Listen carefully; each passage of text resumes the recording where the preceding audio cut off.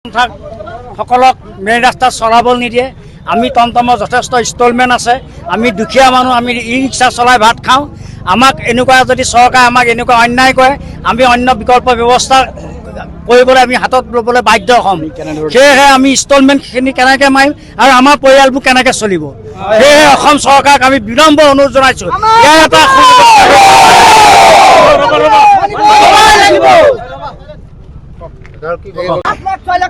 নমস্কাৰ।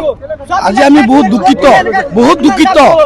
আজি আমি টমটম এটা লৈছোঁ, ফাইনেন্সত লৈছোঁ, লোন আছে আমাৰ নামত, আমাৰ ল'ৰা ছোৱালী আছে, স্কুলত লিখা পঢ়া কৰাই আছোঁ। আজি টমটম দি বহুত কোনোবা ডক্টৰ পঢ়ি আছে, কোনোবা নাৰ্ছ চাকৰি কৰি আছে, কোনোবা কিবা কৰি আছে। আজি টমটম চলাই দুখীয়া হৈ ইমান লিখা পঢ়া কৰাই আছোঁ। আজি আমাৰ গাড়ীকেইটা মেইন ৰোড উঠিব নিদিয়ে। কিয় নিদিয়ে? সেইটো চৰকাৰে আৰু আমাৰ ডিলাৰে সিহঁতে মিলি পিনি কিবা এটা ব্যৱস্থা কৰি দিব লাগে। আৰু যদি নিদিয়ে তেতিয়া আমি এতিয়া উপায় নাই, বাধ্যত মৰি যাব লাগিব। তেনেকুৱা অৱস্থা হৈ গ'ল। ইলেক্ট্ৰিক বিল মাহত 1500, 2000, 3000 টকা ইলেক্ট্ৰিক বিল আহে আৰু টমটমৰ ইনষ্টলমেণ্ট 12000, 9000 টকা ইনষ্টলমেণ্ট আহে। আমি ক'ৰ পৰা দিম?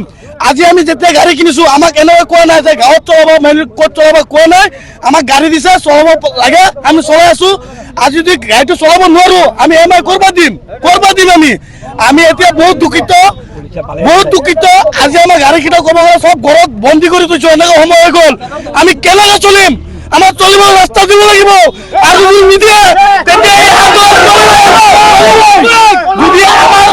এইটো চলি থাকিব। যেতিয়ালৈকে আমি ন্যায় বিচাৰ নাপাম তেতিয়ালৈকে এইটো সদায় আমাৰ যিমান পাব্লিক আছে সদায় আমি আন্দোলন কৰিব ইয়াত সাজু হ'ম।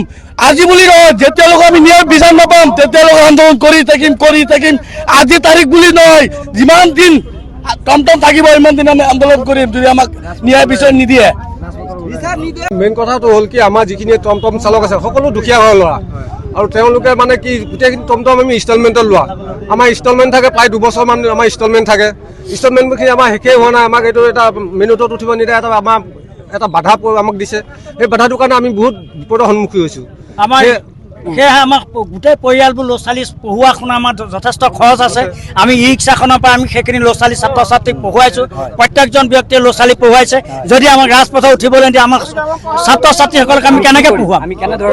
ইয়াৰ এটা চৰকাৰে যদি ব্যৱস্থা নকৰে আমি ইয়াত ভৱিষ্যতে আমি জংগী আন্দোলন কৰিবলৈ ব্যৱস্থা হ'ম।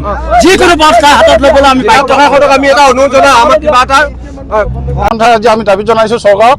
এটাই আমাক লাগে, আমি গোটেই দুখীয়া বৰ্গ আমি ই ৰিক্সা চলাই আমি জীৱন নিৰ্বাহ চলাই আছিলোঁ, পৰিয়ালবৰ্গ চলাই আছিলোঁ।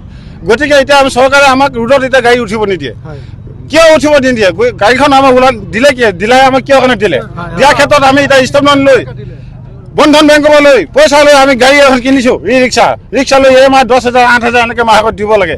আৰু গাড়ী ৰোডত উঠিলেই পুলিচে আমাৰ হাংগামা কৰে, দ্বিতীয় আমাৰ MBA আমাৰ হাংগামা কৰে, 10,000, 20,000, 15,000 এনেকৈ ফাইন কৰে। গতিকে আমাৰ